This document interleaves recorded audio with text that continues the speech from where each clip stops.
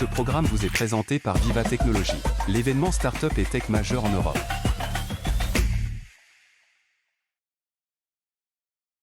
Ce soir, j'attends une femme qui lit dans l'oreille des présidents et qui pique le tout Paris, Nadia Wolf. Une femme qui respire pour et par la médecine, agrégée en neuropharmacologie de l'université de Leningrad. Elle a fui la Russie une nuit de décembre 1990 avec son mari et leur fils de 5 ans dans le coffre parce qu'elle était juive, parce qu'elle est juive et qu'elle était menacée par le KGB. Elle a préféré l'exil à l'humiliation et aujourd'hui, elle est l'acupunctrice la plus renommée de France et au-delà, auteure de nombreux best-sellers. Elle sait tout du corps, du cœur et de l'âme des puissants et ce soir, elle a accepté de passer à table.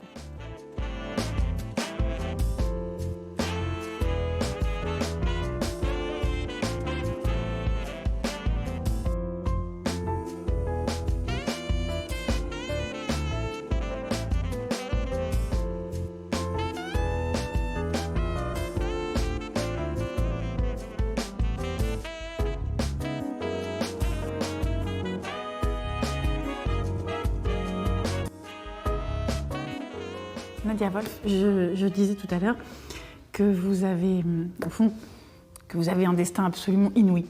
C'est-à-dire que vous êtes partie de Russie, de Leningrad, maintenant Saint-Pétersbourg, en 1990, une nuit de décembre, parce qu'il fallait fuir, parce que vous étiez une brillante docteure en médecine qui était promise au plus grand avenir, sauf que menacée par le KGB, humiliée parce que juive. C'est ça qui s'est passé. Oui. Et comment ça s'est... Enfin, c'était quoi l'antisémitisme de cette époque-là en Russie? En fait, c'est compliqué à expliquer pour ceux qui n'ont jamais le vécu. Un exemple, on a l'âge de 3 ans, on est habillé en hiver dans une énorme fourrure qui est plus lourde que soi-même. Et puis, il y a une concierge qui nettoie la neige et qui, dès qu'elle vous voit, elle dit « Pourquoi Hitler ne vous a pas tués tous ?» Elle le dit à haute voix. Ah oui, bien sûr. Tu es une sale lupine. Pourquoi Hitler ne vous a pas tués tous? Je les regrette vraiment. Et elle tourne le dos. Après, tu rentres à l'école, même dès que tu commences à apprendre à lire, il y a le journal avec le nom de tous les enfants. Et à côté du nom, il y a une nationalité. Il y a une rubrique nationalité. Il y a beaucoup de Russes, il y a les Ukrainiens, il y a les Géorgiennes, et puis il y a une Juive. Et donc, il y a marqué juive. Et c'est marqué juive. En fait, nationalité juive. Nationalité. C'est pas les religions, puisque les religions étaient interdites. C'était pas le choix. C'était une étiquette. Et ça, on est dans les années 80? On est dans les années 80, non, on est dans les années 60, 70. Oui. Et toute la scolarité, on te poursuit. Ça veut dire que les enfants, ils voient que tu es différent des autres. Ils ont appris, en Russie, on dit que on devient antisémite avec le lait de sa mère. Ça veut dire que les enfants te détestent. Et chaque fois que tu viens à l'école, on te dit « Ah, salut Yupine est venu ». Ou il y a une chanson comme ça sur le Yupine. Et toi, tu te dis « Mais je ne suis pas sale, je me suis lavée ce matin ». Et tu te sens inférieur tout de suite, dès le début. Et après, tu sais... Et les parents, ils disent quoi dans ces cas-là? Les parents, ils disent qu'il faut que tu t'habitues. Tu ne peux rien faire. C'est comme ça. Il faut que... Mon père, il me disait toujours, il faut que tu saches 100 fois plus que les autres, il faut que tu travailles 100 fois plus que les autres, il faut que tu sois 100 fois meilleur que les autres pour pouvoir survivre et arriver à ce que tu veux. Et c'est ce que vous avez fait, parce qu'en fait, à l'université, le nombre de places réservées aux Juifs était microscopique, c'est-à-dire 6 sur 600. Oui, ça veut dire qu'à 1%. Oui, 1%, mais il fallait être dans ces 6. Mais on le savait d'avance. On disait que tu ne peux pas rentrer à la fac de médecine, c'est juste impossible. Puisqu'il y a 10 000 candidats, il y a 600 places, il y a 6 places Juifs. Pour les Juifs. Et donc, encore une fois, il fallait travailler plus fort, il fallait être plus fort que les autres. Et sur ces 6, il y avait vous et votre mari. Oui, c'est ça. C'est comme ça qu'on a fait connaissance. On avait 16 ans tous les deux, on était les plus jeunes de la formation, et voilà. Ouais. Et vous aviez tous les deux traversé les mêmes horreurs antisémites depuis l'enfance, depuis la toute petite enfance. Je crois que pour Léonide, c'était un peu plus facile, puisque moi, j'étais brune avec les cheveux qui bouclaient et avec le nez crochu. Et donc, on voyait que je suis juive tout de suite. J'étais différente des autres physiquement. Donc, à la boulangerie, on pouvait m'insulter. En Russie, on disait aussi, on ne te frappe pas sur le passeport, on te frappe sur le nez. Mais on vous frappait? Ça pouvait arriver, oui. Et Léonide, il avait la chance d'être blonde, avec les yeux bleus. Donc ça ne se voyait pas? Donc ça se voyait moins. D'accord, donc il y avait moins d'insultes des enfants? Moins d'insultes, mais quand même, il y avait la solitude qui était promise et avec laquelle il fallait faire.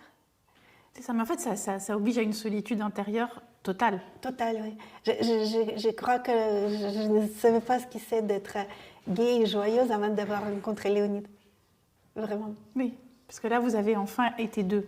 Oui. Enfin, vous avez rencontré un autre. Ah oui, absolument. Un autre comme vous. Oui. En 87, vous êtes reçu à l'agrégation. Mais les autorités, il n'est pas envisageable pour les autorités qu'une juive enseigne la médecine et dirige un labo de recherche. En fait, en même temps, dans les batailles de survie pour un état différent des autres, il y avait une autre bataille qui était encore plus importante pour moi, c'était les batailles d'acupuncture. Quand j'avais l'âge de 13 ans, mon père est tombé malade et c'est une médecin acupuncteur qui l'a guéri. Et donc j'ai demandé... Une pneumopathie, c'est ça, hein? Il avait une crise d'asthme très très forte, c'était aussi en hiver. Et on était loin de Leningrad et il n'y avait pas de médecin, il n'y avait que des médecins militaires qui l'avaient injecté un antibiotique qui était expérimental à l'époque, donc qui a produit les réactions très très toxiques. Et mon père a déclaré une crise d'asthme carabinée qui ne cessait pas pendant plusieurs semaines. Ça s'appelle en médecine status asthmaticus. Ça veut dire que les crises d'asthme qui ne s'arrêtent malgré tous les traitements. Et donc, bien sûr, on est rentré à Saint-Pétersbourg. Mon père était professeur de chimie, ma mère était professeure de médecine. Donc, personne n'y croyait à l'acupuncture. On croyait vraiment qu'à la médecine conventionnelle. Tous nos amis, il avait beaucoup d'amis médecins et professeurs de médecine à qui on faisait confiance absolue. Sauf qu'ils se sont avérés impuissants devant cet état très grave de mon père. En fait, pendant 10 jours, mon père juste s'étouffait tous les jours, les nuits. Il ne pouvait et les pas médecins dormir. étaient impuissants. Et les médecins étaient impuissants. Et alors, un jour, c'est le chirurgien... Et là, vous aviez 13 ans. Oui, j'avais 13 ans et donc j'avais très peur puisque je me disais que mon père il pourrait mourir à n'importe quel instant. Et un jour, un matin, un ami de mon père, qui lui, il était professeur et chef de service de chirurgie, donc quelque chose le plus scientifique possible. Le plus rationaliste. Le plus même. rationaliste. Ouais. Il est venu chez nous accompagné d'une petite dame qui me parut à l'époque très très vieille, même si maintenant je comprends qu'elle était plus jeune que moi aujourd'hui.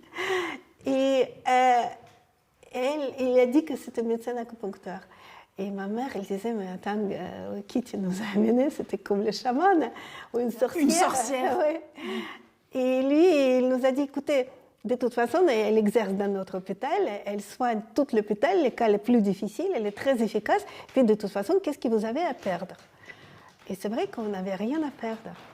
Et moi, j'imaginais tout de suite les énormes aiguilles de perfusion qui vont traverser la peau de votre papa. De mon pauvre papa. Et je me disais, déjà, il souffre énormément. Et en plus, on inflige une souffrance supplémentaire.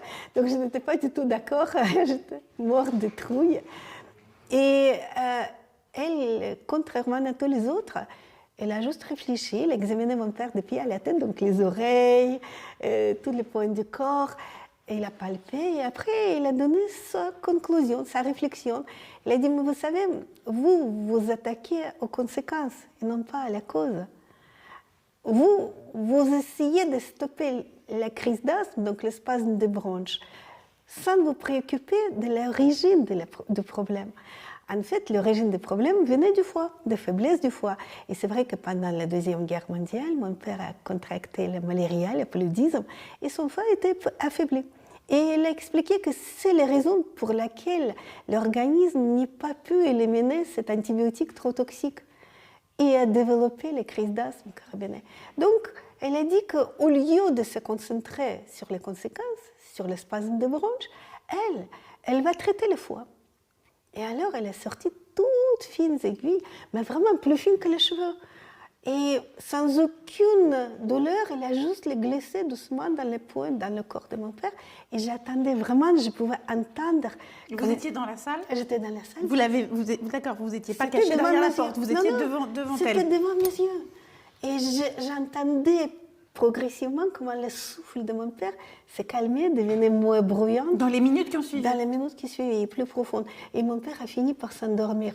Et là, vous vous êtes dit, c'est de la magie? Oui, c'est ça que je me suis dit. C'est magie. Magie. Vous vous êtes dit, Dieu existe, ou vous vous êtes dit quoi? Non, moi, je me suis dit que c'est la magie scientifique. Ah, d'accord, vous avez quand même tout de suite relié la magie et la science. Ça veut dire que dans toute mon éducation, la science, c'était la plus importante. Tout devait être prouvé. Mais je savais que la science est basée sur les observations. Je ne pouvais pas nier le fait.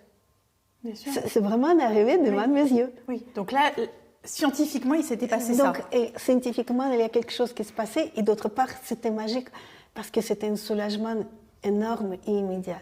Donc, je me suis dit, c'est la magie scientifique. Et vous vous êtes dit, je veux devenir comme cette femme.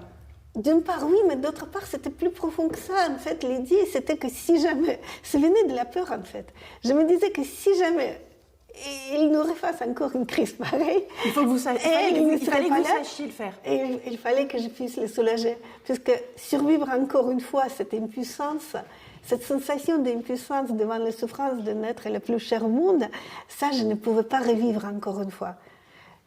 Et donc, vous avez dit à cette dame, apprenez-moi. Le lendemain, je dis, apprenez-moi, oui. Apprenez-moi. Ouais. Et elle a accepté. Et elle a accueilli votre requête de façon normale. Je ne sais même pas pourquoi. Vous étiez pourtant toute petite. J'étais toute petite, j'étais encore au collège. Et alors, je venais chez elle tous les jours. Tous les matins? Tous les matins, avant l'école. L'école commençait à 9h, donc j'étais à 7h à son cabinet, dans le sous-sol de l'hôpital. Je l'aidais à préparer tout. À l'époque, les aiguilles n'étaient pas jetables, donc je les nettoyais avec le bicarbonate de sodium, ma petite passée dans l'eau, ensuite dans l'alcool. J'ai installé les patients. Et voilà, j'ai porté les aiguilles pour qu'ils puissent les installer dans le corps des patients. Et elle m'apprenait quelque chose. Après, petit à petit, elle m'a appris à les enlever. Mais elle m'a permis de soigner réellement que quand j'ai eu mon diplôme de médecine. Oui. Mais ce qui était logique. Mais en même temps, elle vous a accompagné dans un apprentissage qui était à la fois magique et scientifique. C'était que scientifique chez elle. C'est vrai, les résultats étaient magiques. Mais elle était purement scientifique. Chaque fois, elle expliquait les mécanismes d'action par l'action des réflexes au niveau du système nerveux. Donc, d'ailleurs, en Russie, l'acupuncture s'appelait réflexothérapie parce qu'on complètement ignorait le côté énergétique et on ne parlait que des mécanismes réflexes. Et donc pour moi c'était scientifique, mais ce que je ne comprenais pas, c'est que pourquoi tous les médecins ne se mettaient pas à l'acupuncture, n'y apprenaient pas l'acupuncture. Je me disais, mais comment est-ce possible si on voit l'efficacité aussi incroyable? Par exemple, je voyais une jeune infirmière de chirurgie arriver en catastrophe dans son bureau parce qu'elle avait une torticolis très forte, donc le cou était complètement bloqué, elle n'arrivait même pas à le tourner du tout et elle devait assister au bloc. Donc en 10 minutes, Maria, c'est comme ça qu'elle s'appelait, elle met quelques petites billes dans l'oreille et tout de suite la fille a commencé à tourner la tête. Mais ce qui était incroyable, qu'en rentrant dans la fac de médecine, personne ne voulait me croire. Ça veut dire que nos professeurs à qui je posais les questions, comment marche l'acupuncture, quelle est l'anatomie des pointes, quelle est la physiologie de leur action, Et il me rigolait au nez, il me disait, mais ma petite fille va apprendre quelque chose de plus sérieux que l'acupuncture. Il pensait que vous étiez un peu illuminée. Complètement. Mais comme j'étais une bonne élève, il m'aimait bien. Alors, il essayait de me persuader. De vous convaincre d'arrêter ces bêtises. D'arrêter. Alors, j'ai compris que la seule moyen de les convaincre, c'est de démontrer l'action d'acupuncture sur le modèle animalier des animaux, sur lequel on étudie les médicaments. Je me disais que si ces essais prouvent l'efficacité des médicaments, alors si à la place des médicaments, je peux démontrer que l'acupuncture est aussi efficace ou même plus efficace, personne ne pourrait... Ça, vous aurez fait la preuve scientifique de l'existence de l'effet... Des systèmes physiologiques que l'organisme possède pour réaliser l'action de l'acupuncture. Et alors, donc, j'interprète tout de suite les études des sciences. Et avec quelques de neuropharmacologie. De neuropharmacologie. C'est ça, hein? Oui, parce que c'est le département de neuropharmacologie qui conduisait les recherches sur l'action des médicaments sur le système nerveux central.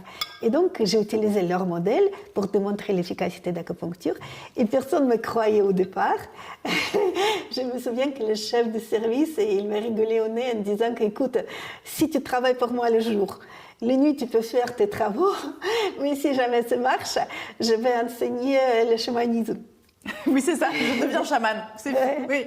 Je renonce à toute science. À toute science. Sauf qu'au bout de quelques mois, il était obligé de constater que les résultats étaient statistiquement significatifs. Alors, sa deuxième réaction était que, est-ce que je triche ? Donc, il venait personnellement pour assister. Pour assister, même les nuits, pour voir que... Oui, bah, quand même, il vous prenait un petit peu au sérieux, malgré tout. Et là, il ne pouvait pas ni pas me prendre au sérieux, sauf que pour pouvoir publier un article scientifique et pour pouvoir défendre ma thèse de médecine que j'ai faite sur le rôle d'acupuncture, j'étais obligée de faire plus de 200 essais au lieu de, normalement, statistiques, elles permettent le nombre beaucoup plus petit des essais pour les statistiques scientifiques. Donc voilà, donc je menais à la fois deux batailles. Vous avanciez sur deux jambes, ouais, en fait. Mais d'autre part, après, une fois que tu es passionné, tu ne vois pas les tempêtes. Donc j'oublie que je suis juive. J'ai commencé à soigner tout le monde et tout le monde a commencé à m'aimer bien, puisque je crois que les problèmes d'enfance venaient que pourquoi on me déteste. Moi, je peux faire quelque chose de bien. Et là, j'avais toutes les possibilités de faire quelque chose de bien. C'était génial. D'accord, donc là, il y a quelque chose du début d'une libération. Ça veut dire que la preuve de l'existence des droits d'exister. D'accord. Et ça passe par les aiguilles, ça. Ça a commencé à être... Et ça passe par quelque chose que tu peux apporter aux autres. Finalement... Le soin que tu peux apporter aux autres. Soigne ou quelque chose que tu peux apporter aux autres. Oui, du bien que tu peux faire aux autres.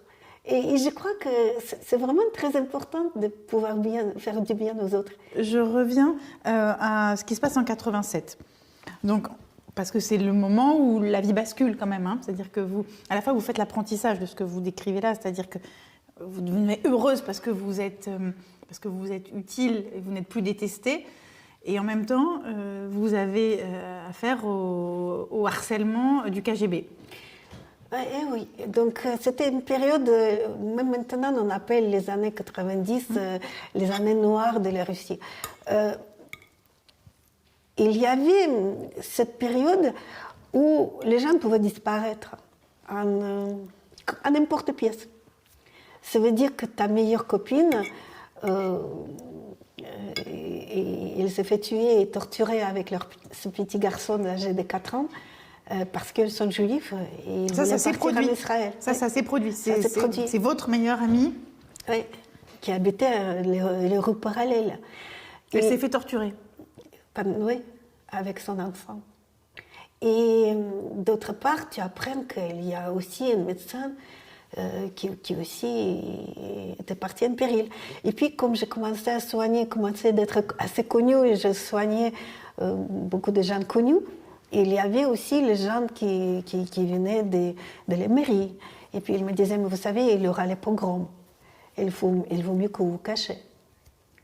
Oui, Alors, qui voulait vous protéger, vous, parce que vous étiez, au fond... Parce que je leur faisais du bien. Vous leur faisiez du bien. Oui. Donc elle me disait, vous savez, on dit qu'il y aura un pogrom un tel jour.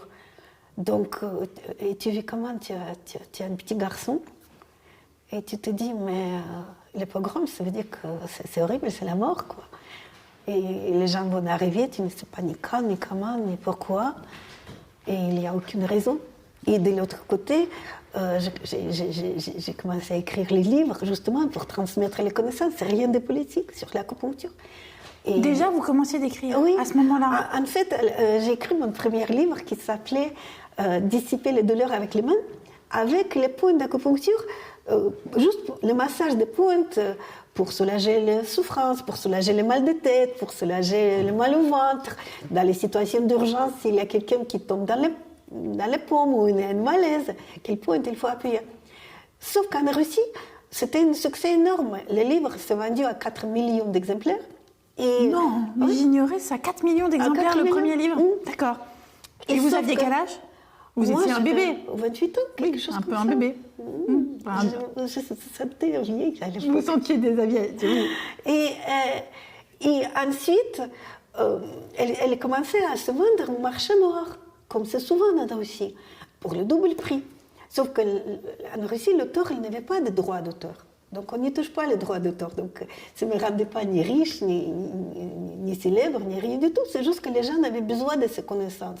Parce qu'il avait les difficultés avec les médicaments, parce que la vie était difficile, et parce que tout le monde était intéressé de ce côté énergétique du corps. Mais ça vous rendait quand même célèbre. Peut-être pas riche, mais en tout cas, ça vous faisait une notoriété, voilà. Une renommée. Une renommée. Et donc je devenais tout de suite une jureuse. Une jureuse qui a les renommées et qui est en plus prof à la fac, donc qui a les élèves. Oui, donc ça c'est dangereux, parce que ça veut dire de l'influence possible. Oui, et j'ai commencé au départ, en fait, c'est une sensation incroyable. Je me disais, est-ce que je suis parano? Je sentais qu'on me suit partout où je vais. Et après, on était convoqués au KGB. J'étais convoquée. C'est vous? Moi. Vous? J'étais convoquée au KGB sous prétexte que, soi-disant, moi, j'ai volé mes propres livres pour les vendre au marché noir. Ce qui était complètement faux, bien sûr, mais pour eux, c'était un prétexte... Pour vous mettre dans leur filet. Oui. Et alors, on est allé avec Léonide et on avait un vieux ami qui était avocat. Et alors, lui, il fumait tout le temps des cigares. Donc, derrière le fumier des cigarettes, il me dit, mais bon, de toute façon, ma petite fille, rien de pire ne peut t'arriver. Alors, il faut que tu te souviennes de 3 interdictions. Ne crois rien à ce qu'elles te disent, n'espère de rien. D'accord, n'espère pas, n'espère rien. Pas, donc n'y crois pas. Ne crois pas, n'espère pas. Et surtout, n'aie pas peur, puisque de toute façon, rien de pire ne peut t'arriver. Et puis, pour rire, il m'a raconté une ancienne blague, une vieille blague. Il disait, voilà, il y a un chameau qui sort de KGB et les gens disent, oh, pauvre cheval, qu'est-ce qu'on lui fait? Donc ça me faisait pas trop rire. À l'époque, peut-être c'est rigolo, lui, il s'est éclaté de rire. Et rien de pire ne peut arriver. Il avait raison de vous dire ça. Oui. Oui. Il avait raison, je crois, mais en sachant que mon grand-père était arrêté dans le temps de Staline, torturé il y avait un atavisme. Il y avait un atavisme qui était... Donc, je voyais mon père pâle, comme livide, quand je partais. Quand vous lui avez dit ça. Oui. Oui. Donc, c'est vrai qu'après ça, on a une seule envie, c'est sauver son enfant et essayer de fuir. Et à ce moment-là, on avait une invitation. C'était la première fois qu'il y avait le congrès d'acupuncture à Saint-Pétersbourg, qui était international. Donc, pour les premières fois, les maîtres arrivaient à Saint-Pétersbourg. Et j'avais une présentation sur le rôle d'acupuncture, justement, sur le système nerveux. Et le professeur Bossy, qui était le professeur français, il m'a dit, mais écoutez, votre présentation est extraordinaire. J'aimerais beaucoup que vous veniez poursuivre vos recherches. Et il m'a proposé un stage de 3 mois à Nîmes. À Nîmes. Sauf qu'on avait pensé que Nîmes, c'est le banlieue de Paris. Avec Léonide, vous pensiez ça? Ah oui, absolument. D'accord. Et ce que ne savait pas, pauvre monsieur Bassi, en invitant jeunes scientifiques de faire un stage, c'est qu'on va arriver avec Léonide et Tom cachés Dans la voiture. Ouais. Oui, et ça veut dire que là, on est combien de temps après la nuit, enfin la journée, la nuit passée au KGB? Je crois que ça se passait en printemps et on est parti en décembre. D'accord. Donc vous avez attendu qu'il y ait un prétexte, une forme Non, de... c'était une perche qui nous attendait. Oui. C'était une perche que la vie vous tendait. Que la vie nous tendait et on a sauté sur la chance avec toute l'insouciance, l'ignorance de ce que nous attend. D'accord. Mais vous prenez ça comme un signe de la vie? Plus que ça, on a vous dites que comme c'est... un rescue, D'accord. comme un sauvetage. On vient vous sauver. On vient nous sauver. Donc on est allé en Finlande et de Finlande à Paris. À Paris, d'accord. Et Paris, ça représentait quoi pour vous? Pour Léonide, pour vous? Une autre planète. On ne parlait pas un mot français. Oui, mais vous imaginiez quoi? C'était quelle était la mythologie de Paris? Mais c'était une autre planète, un Eldorado. Tous les Russes rêvaient toujours de Paris. Moi, je sais que il y avait même une blague. Je voudrais encore aller à Paris. Mais comment ça, tu étais déjà allé? Non, j'ai déjà rêvé. J'ai déjà rêvé de Paris. Oui. Donc pour nous, c'était une ville mythique. La France, c'était pour nous un pays mythique, mais une autre planète, une planète de bonheur, une planète de la science.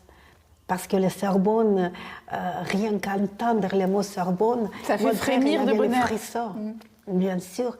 Et puis je savais que l'acupuncture était très répandue, donc elle est arrivée en fait à l'Europe à travers la France. Donc c'est vrai que pour nous c'était un rêve inaccessible. C'était la terre promise, vous avez écrit. Absolument. Ce mot-là, terre promise. C'était vraiment quelque chose de magique pour nous, qu'on n'arrivait pas à rêver mieux que ça. Parfois, les réalités dépassent toutes les rêves et toutes les imaginations. Et est-ce que la réalité a dépassé les rêves sur la France, absolument. sur Paris? Absolument. Oui, c'est vrai? Absolument. Ah oui, absolument. C'était votre destin d'arriver là? C'était plus que ça. On a trouvé l'endroit où on est heureux. Je vous propose de nous retrouver dans quelques instants pour ce dîner plein de gourmandises avec Nadia Wolf.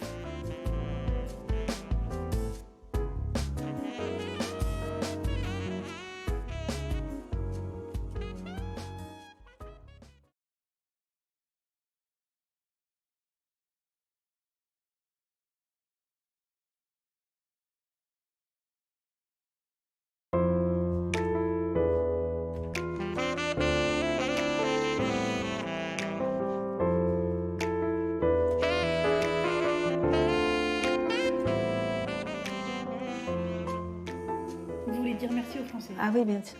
Les Français et les communautés juives de Nîmes qui nous a accueillis comme leurs enfants, qui nous a tout donné. Donc vous arrivez à Nîmes. On nous arrive à Nîmes. Pour faire ce stage, je reprends le fil de l'exil. Sauf qu'on arrive dans la période de fête de Noël. Et oui. Donc, décembre, fin décembre. Tout est fermé. Donc les professeurs Bassi, gentiment, ils viennent nous chercher à la gare.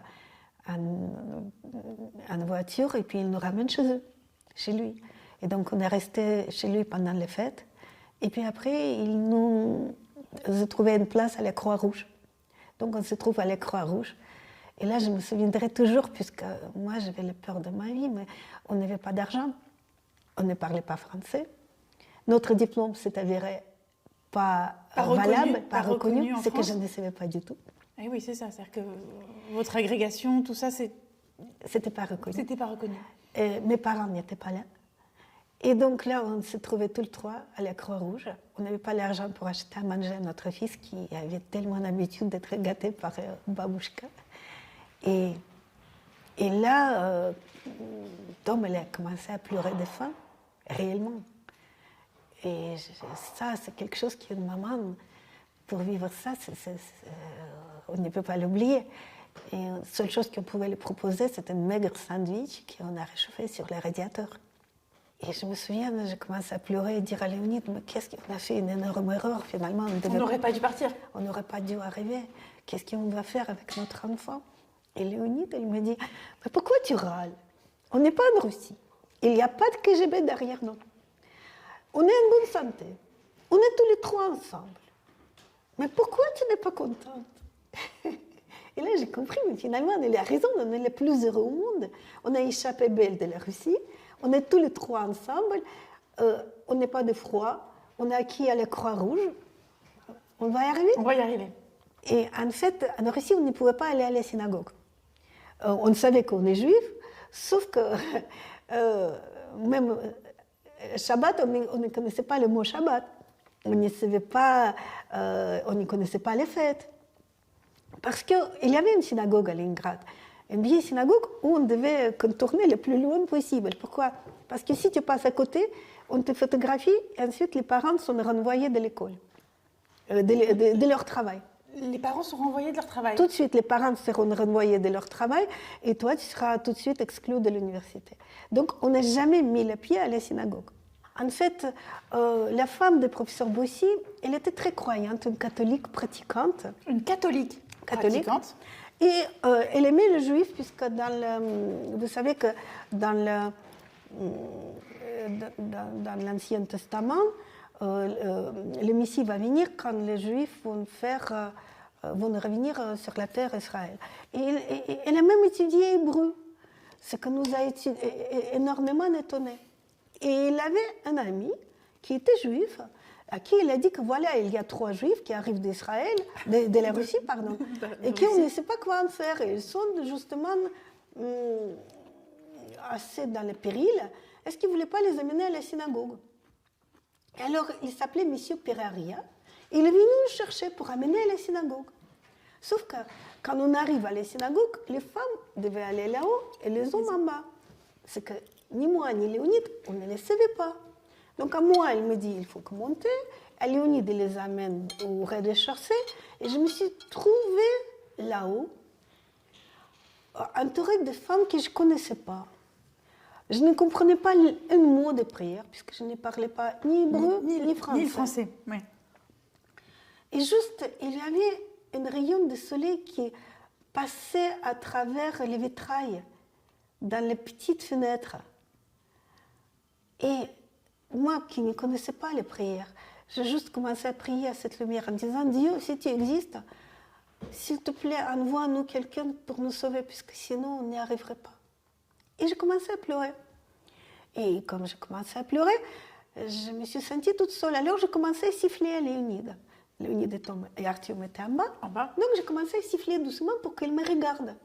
Parce que je me suis sentie tellement seule et désemparée que je ne pouvais pas rester seule. Et siffler, c'était notre signe avec Léonide, puisque quand j'étais à la maternité, c'est comme ça qu'il m'appelait à la fenêtre. Et alors, j'ai sifflé, et puis Léonide, elle monte la tête, et elle m'a dit, mais qu'est-ce que tu fous là-haut? Moi, je dis, je ne sais pas. Elle me dit, mais descends. Alors, je descends en bas, et puis les prières s'arrêtent. Et plein de hommes menaçantes retournent vers nous. Qui est cette femme qui ose transgresser, à interrompre les prières? Elle a sifflé, et ensuite elle est descendue. Et alors, et pauvre M. Peraria essaie de leur expliquer quelque chose, que voilà, ce sont des juifs russes qui ne comprennent rien en français. Et moi, avec un très bête sourire, puisque je parlais un peu anglais. Pourquoi? Parce que les littératures scientifiques, les publications scientifiques étaient en anglais. Et donc, j'ai commencé à lui dire « Hello, bonjour.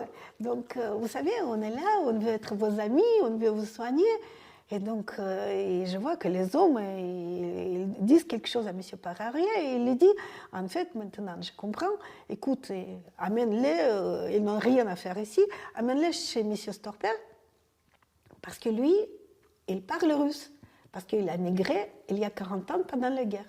Et donc, M. Peraria nous accompagne chez les présidentes des communautés juives de Nîmes, qui était M. Elie Storper, dans leur maison avec sa femme Monique Storper et leur fils Marco. Et ce sont devenus nos parents adoptifs. On a retrouvé une famille, on a trouvé les gens incroyables, on a trouvé le bonheur finalement, puisqu'à partir de là, on n'était que heureux. Et c'était difficile, il fallait repasser les examens, il y avait les gardes de nuit terribles, parce qu'il fallait faire les gardes de nuit, le lendemain travailler et en plus préparer les examens. Donc, parce qu'il fallait repasser les diplômes pour avoir les équivalences ici en France. Absolument. Donc c'était assez compliqué. Mais pour une fois, on avait des amis, on avait les gens qui nous aimaient et moi, je pouvais prendre soin d'eux parce que la seule façon pour moi de dire merci, leur dire merci et leur exprimer mon amour, c'était de prendre soin d'eux et de les soigner. D'accord, donc vous les soignez tous? Tous, sur nos lits, partout. Oui. Et vous êtes arrivé à Paris. Oui.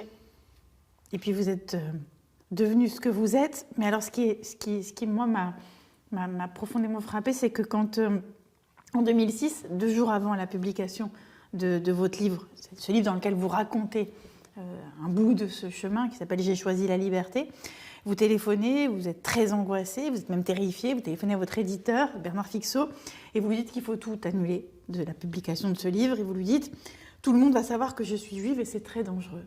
Parce que quoi? Parce que le peur, l'antisémitisme, elle est dans la... Enfin, oui, quelque part, c'est le choc post-traumatique, oui. Oui. Je pense que c'est ça, oui. C'est vrai. Parce qu'en fait, mais en France, vous n'avez pas eu à subir des souffrances liées peu ou prou, même de loin, à l'antisémitisme. Non, absolument pas. Non, au contraire. Personne jamais, mais à grand jamais, ne fait allusion à ça. C'était la vieille peur qui s'est révélée. Une vieille peur tellement lourde qu'elle rejaillit. Qui s'est révélée, mais à l'époque, Bernard Fixot, il m'a dit quelque chose de très, très touchant. Il m'a dit, écoute, moi, je suis bretonne. Oui, à 100%. Alors, voilà ce qu'on va faire. Je te donne 30% de mon sang breton et toi, tu me donnes 30% de ton sang juif. Comme ça, tu as 70% de juifs, mais 30% de bretons. Et moi, j'ai 30% de juifs. 30% de juifs pour 70% de bretons. Et ça me fait tellement rire et c'était tellement touchant que je n'avais plus peur.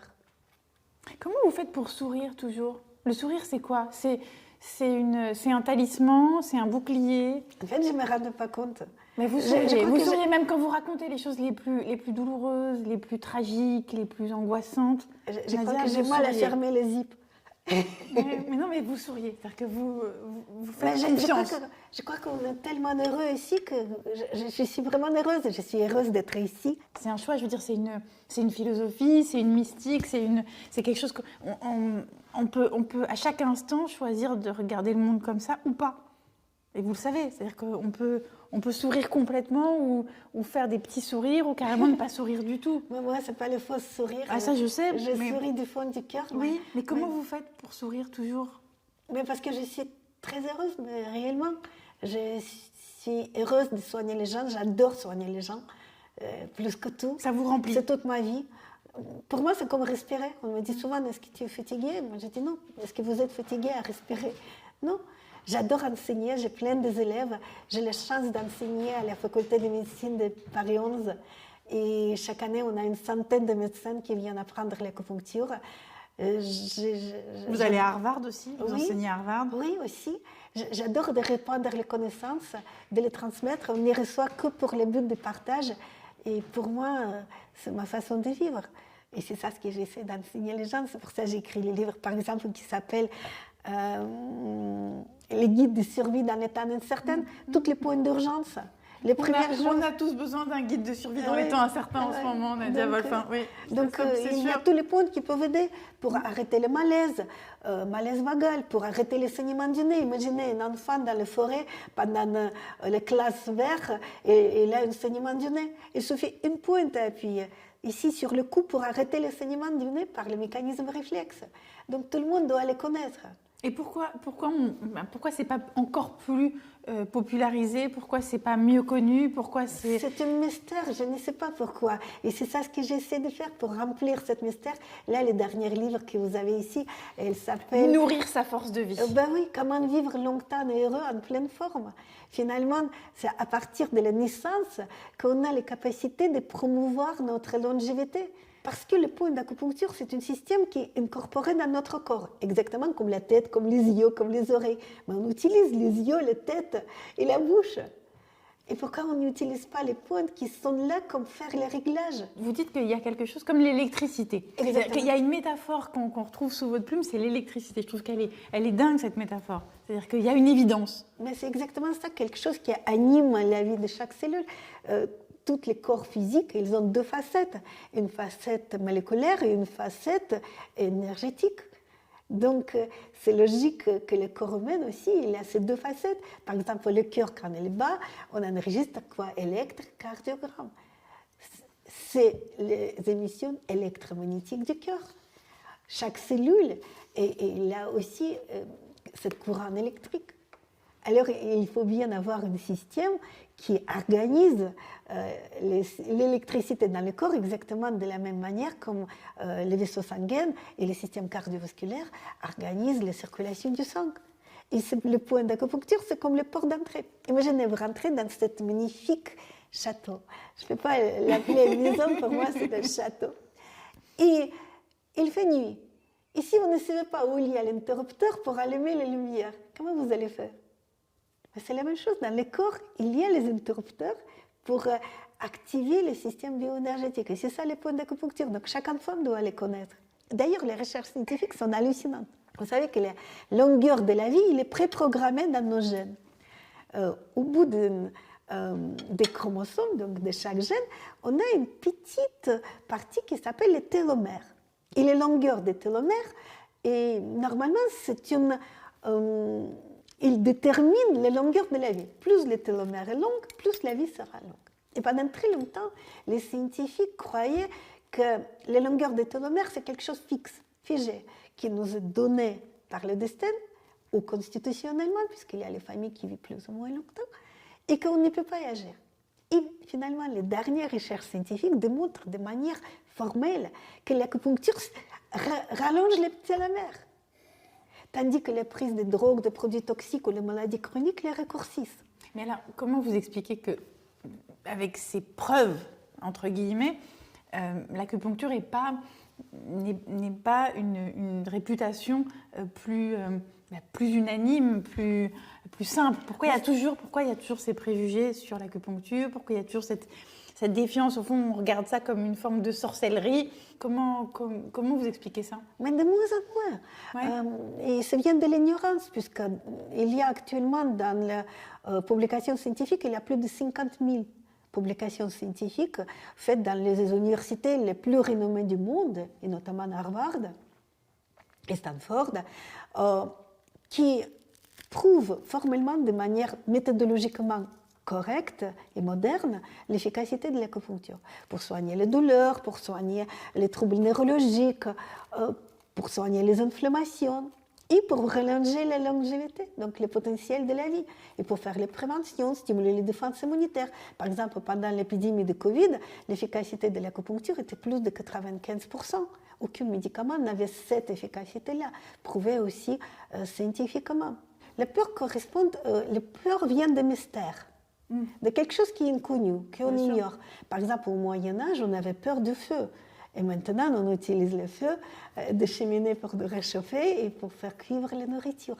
Donc, quand on ne connaît pas notre adversaire, or le coronavirus, il existait depuis toujours. Je me souviens encore en 3e année de médecine, on apprenait les petits virus avec une couronne. On les appelait les groupes de coronavirus. Sauf que là, l'épidémie s'est déclenchée de manière assez brutale. Et les gens avaient peur parce qu'ils ne savaient pas qui c'est, en sachant que... Mais est-ce que ça méritait de faire ce qu'on a fait? Absolument. C'est vrai, je pensais que oui. Je pense que oui. Il fallait arrêter les économies mondiales pour... Je n'ai pas de jugement à ce sujet. Seule chose que je sais, que si on renforce le terrain, chaque fois, il y a deux parties. Il y a une partie adversaire, mais de l'autre côté, il y a les résistances. Et si les résistances immunitaires sont bonnes, les facteurs pathogènes ne peuvent pas pénétrer. Donc, on peut quand même faire les préventions en renforçant le terrain. Et dans ce contexte, encore une fois, la science elle est prouvée statistiquement que l'acupuncture permet de stimuler les défenses immunitaires. Donc, nos capacités de combattre les virus par ses propres forces. Et je pense que c'est ça ce qui est important. On a en fait notre réservoir à l'intérieur de nous-mêmes. Ce n'est pas du tout contradictoire avec les médecines médicales, pas du tout. Oui, vous dites, je ne suis pas une magicienne, je ne suis pas une sorcière. Absolument pas. Non, je suis une médecin. Oui, absolument. Mais je lis dans les oreilles. Non. Moi, j'aime ça que vous lisiez dans les oreilles. Mais si vous lisez dans les oreilles, quand même, en vrai. Non, mais c'est pas quand comme vous ça. regardez les oreilles. C'est pas comme ça que ça marche. Encore une fois, il y a l'effet que ça peut faire. Et aussi, Vous regardez les oreilles d'un être humain et vous pouvez poser un diagnostic. mais en fait, il faut comprendre aussi comment ça marche. On peut appeler ça de manière complètement différente. Mais il faut voir comment fonctionne l'organisme humain. Le diagnostic auriculaire, il est basé sur les neuroanatomie. C'est juste les neuroanatomie appliquées en pratique. Dans le cerveau, nous avons une carte avec les représentations de tous les organes du corps. C'est exactement comme le centre de commande dans un avion ou dans une voiture. Donc, le cerveau, il doit être au courant de tout ce qui se passe dans l'organisme, dans chaque partie du corps et à chaque instant. Ça ne pose pas de problème, tout le monde est d'accord. Mais alors, ce qui est intéressant, que par les mécanismes réflexes, cette même carte, elle se reflète au niveau de l'oreille. Donc, quand il y a un organe qui, par exemple, voilà, on a bu un peu trop de vin ce soir, donc le foie est fatigué le lendemain, qu'est-ce qu'il dit? Le foie envoie les messages dans son centre de régulation dans le cerveau qui régularise le fonctionnement du foie pour dire, cher cerveau, je suis fatigué. On a bu un peu trop de vin, même le vin, très très bon vin le soir, donc je ne peux pas travailler aujourd'hui. Je ne peux pas remplir mes fonctions, j'ai besoin d'un arrêt de travail. Dans le cerveau, dans les zones qui représentent le foie, il y a une modification qui se produit. Il a pris en compte l'information. Donc, il y a le foyer dominant qui s'installe. Dans cette zone cérébrale précise, les neurones deviennent trop sensibles, hypersensibles. Ça s'appelle le foyer dominant. Pourquoi c'est important? Le cerveau est alarmé. Le signal d'alarme est activé pour dire que voilà, le foie est fatigué. Par contre, il faut maintenir toutes les fonctions vitales, puisque sinon le corps ne peut pas vivre si le foie est en vacances ou en arrêt de travail. Donc, qu'est-ce qu'il fait? Il demande les autres organes de compenser le manque de travail du foie. Par exemple, il demande les reins, le pancréas, les glandes surrénales de ponctuellement remplir les fonctions du foie. Et d'autre part, il a besoin d'aider le foie de régénérer plus vite. Donc, il envoie plus du sang vers le foie et les vaisseaux sanguins s'ouvrent pour régénérer le foie, pour nettoyer les toxines et pour les enrichir en oxygène, pour qu'ils puissent se récupérer le plus vite possible. Vous voulez dire que tout est explicable? Tout est explicable. Tout est rationnel? Tout est rationnel. Donc, cette zone de hypersensibilité des neurones, elle a, à travers le mécanisme réflexe par les fibres nerveuses du système nerveux végétatif, produit un changement dans les points de l'oreille très ponctuel, les points qui correspondent au foie. Il y a un changement de microcirculation. Les petits vaisseaux, localement, se dilatent. Donc, les points deviennent hypersensibles et on les voit, puisqu'on les voit, les points rouges apparaissent. Donc, vous le voyez comme quelque chose, Donc, comme sur un dessin. Comme sur une radio, Comme, ou sur oui, une RM, aussi simplement ou sur que un ça. scanner. Sauf que les RM, les scanners, ils ne montrent pas les fonctions. Ils montrent les conséquences, comme les calculs, les tumeurs, les fractures, qui prennent souvent plusieurs années pour se former. Or, les diagnostics auriculaires permettent de voir les fonctions, dysfonctionnements. Donc en amont. Donc, on peut faire les préventions, on peut prévoir où les problèmes peuvent se produire et en cas de symptômes, on peut les soulager. Et ce qui est bien, c'est qu'entre les médecins, les confrères et les thérapeutes, on peut s'échanger des photos des oreilles. Donc tout le monde verra la même chose, exactement comme on s'échange des clichés des radios, des rêves. Quelque chose que vous écrivez, que vous dites que, au fond, vous avez appris petit à petit à ne plus avoir honte d'être juive. Ça, c'est quelque chose qui est extrêmement bouleversant, en fait, à lire, à entendre, petit à petit. C'est-à-dire qu'il a fallu du temps. Et aujourd'hui, vous pourriez dire que vous n'avez plus honte d'être juive? Pas complètement. Non, je n'ai plus honte d'être juive, je suis heureuse d'être juive, parce que grâce à tous ces gens qui sont venus à notre aide, je m'identifie plus qu'avant, puisqu'avant en Russie, je ne voulais pas être juive. Oui, c'était quelque chose que vous vouliez rejeter, puisque Ça c'était veut dire que la haine de l'autre. J'aurais tout donné pour n'y pas être. Bien sûr. Et maintenant, non, tout va bien. Oui, maintenant vous y trouvez quelque chose de plus juste pour vous. Oui, plus juste, plus direct. Et ce n'est pas ni mieux que les autres, ni moins bien que les autres, c'est juste un chemin. C'est une identité? Je pense, oui, c'est une identité. En fait, je ne sais pas ce que c'est. Oui, c'est difficile à définir. En Russie, c'était une race. Une nationalité. Nationalité, mais plus que ça, une race. Donc, pour moi, c'est un peu une race, comme il y a les races de blancs ou d'autres couleurs. C'est une histoire différente. Oui. Donc, oui, je pense que c'est ça, c'est moi. C'est vous. Et votre rapport à Dieu, parce qu'on n'a pas parlé de Dieu depuis le début de ce dîner, c'est important Dieu. L'idée qu'on s'en fait, l'idée qu'on s'en fait pas, l'idée qu'on voudrait s'en faire. Je crois que c'est quelque chose qui est imperceptible et subtil, et chacun a ses propres rapports. Oui, mais vous pensez que c'est, je veux dire, que c'est un doigt divin qui vous a conduit sur le chemin qui est le vôtre et qui vous a donné cette faculté, cette clairvoyance au sens littéral. Est-ce que c'est ça ou est-ce que ça vient de... Je pense qu'il y a toujours les questions énigmes de la philosophie. Qu'est-ce que tu choisis dans la vie? Quelle voie? Est-ce que tu penses que tout est prédestiné ou est-ce que tu penses que c'est toujours le libre arbitre? Je n'ai pas de réponse. Seule chose que je sais, que le soleil, il existe. Vous pouvez l'appeler comme vous voulez. Et quand il y a les nuages, on ne peut pas croire que le soleil existe. Et pourtant, il existe bien et belle, et il suffit juste de traverser les nuages avec un avion pour s'envoler au-dessus des nuages. Et on voit que même quand le ciel nous semble plombé de la terre, au-dessus des nuages, il y a toujours le soleil omniprésent. Donc pour moi, c'est quelque chose dans cette subtilité-là. Dans cette subtilité-là. Mais quand on vous regarde, quand on vous écoute, et depuis le début de ce dîner, c'est ce que je fais, au fond, il y a... Enfin, pour moi, c'est ça, avoir la foi. C'est-à-dire, vous avez la foi. Je ne sais pas en quoi vous avez la foi, Nadia, mais vous avez la foi. Absolument. Je pense que c'est le leitmotiv de chaque personne. Je pense que c'est notre axe vertical.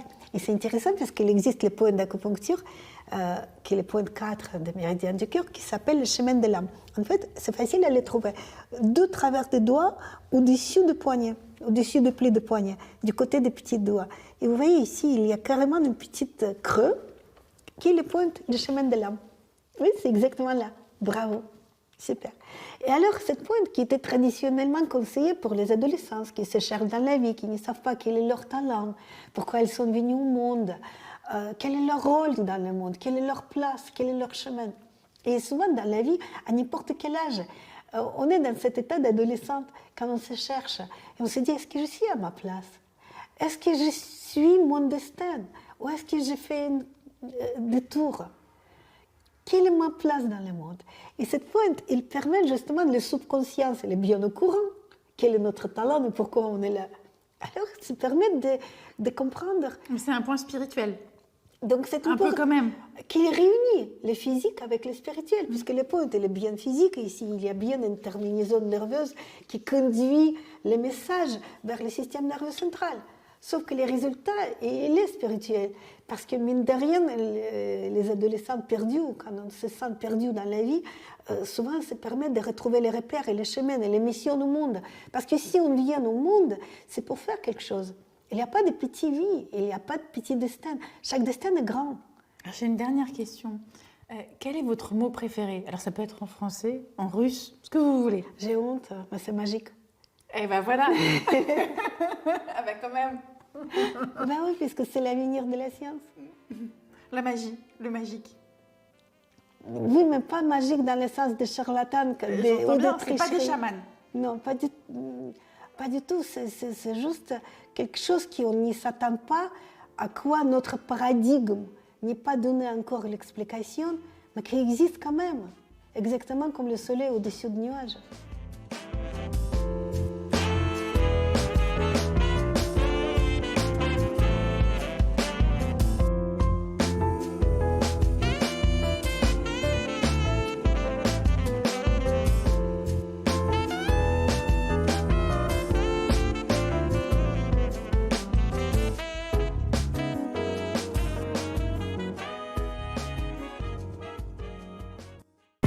Ce programme vous est présenté par Viva Technologies, l'événement Startup et Tech majeur en Europe.